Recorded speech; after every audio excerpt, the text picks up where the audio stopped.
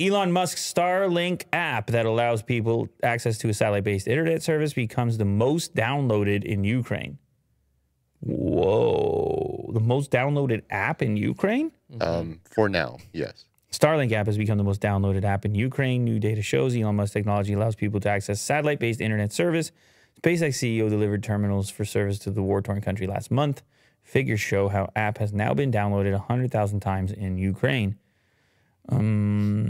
Sensor Tower, a firm that provides App Store and Google Play data, said the app was downloaded 21,000 times globally across the two stores on Sunday. This is the most global installs in a single day, the company added, with the majority of the downloads coming from Ukraine. Wow.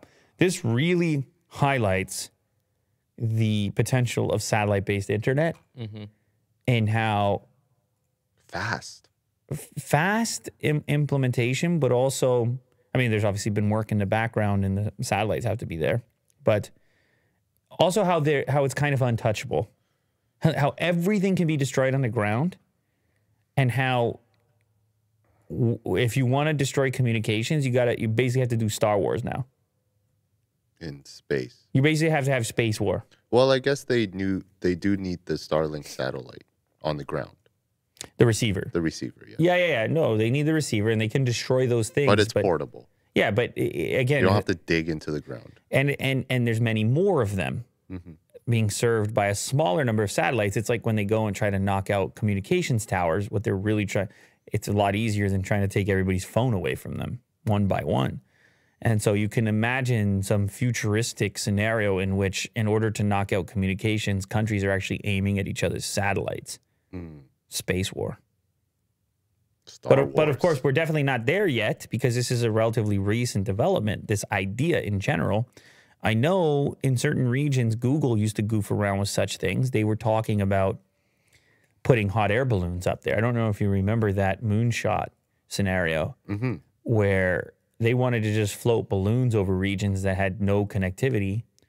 I believe they're done with the idea right now, but they at least experimented with it. Space seems to be like the more